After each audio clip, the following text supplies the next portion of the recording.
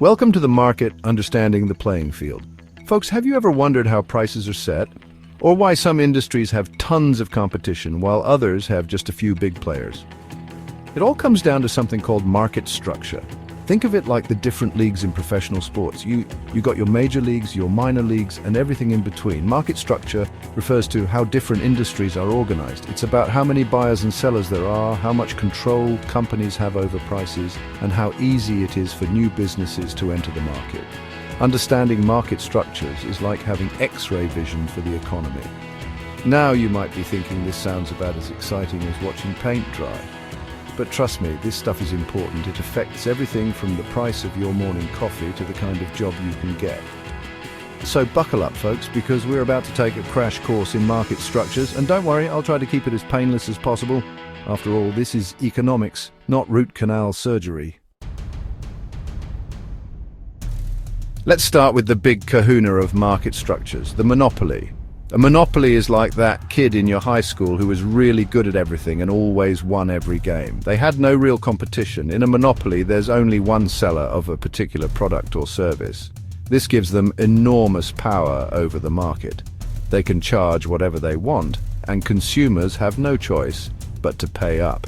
Think about your local electric company. You can't exactly shop around for a better deal on electricity, can you?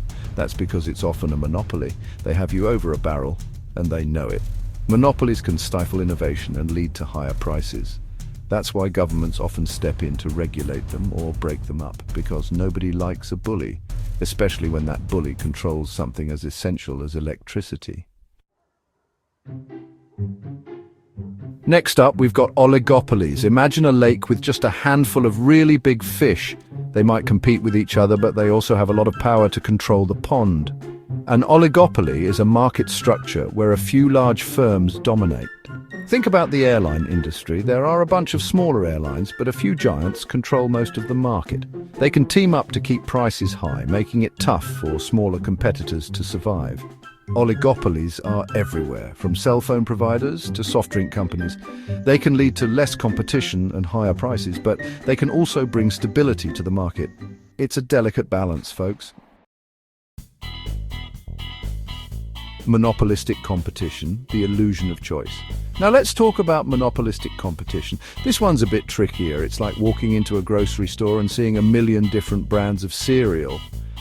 You might think you have tons of choices, but in reality, many of those brands are owned by just a few big companies.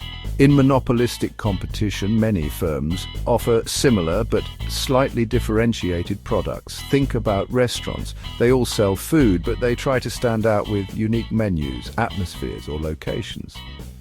This type of market structure can be good for consumers because it gives us more variety.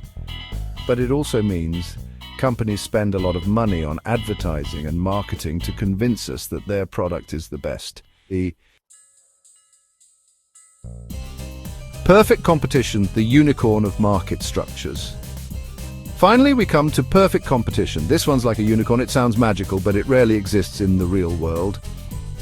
In a perfectly competitive market, there are countless buyers and sellers, all offering identical products. No single buyer or seller can influence the market price. It's like a giant farmer's market where everyone is selling the same quality tomatoes at the same price. Perfect competition is the ideal market structure, but it's almost impossible to achieve in the real world. There are always some barriers to entry, whether it's government regulations, access to resources, or just plain old brand recognition. Why understanding market structures matters? Knowledge is power. So there you have it, folks, a whirlwind tour of market structures. Now you might be wondering, why should I care about all this? Well, here's the thing. Understanding market structures gives you a better grasp of how the economy works. When you understand how different industries are structured, you can make more informed decisions as a consumer. You can spot monopolies and oligopolies trying to take advantage of you. You can appreciate the variety offered by monopolistic competition. And you can understand why perfect competition is so rare. Knowledge is power, folks. And when it comes to the economy, a little knowledge can go a long way. So the next time you're shopping for groceries, booking a flight, or just trying to understand the news, remember what you've learned about market structures. It might just save you some money, some frustration, or even just some confusion, and that, my friends, is priceless.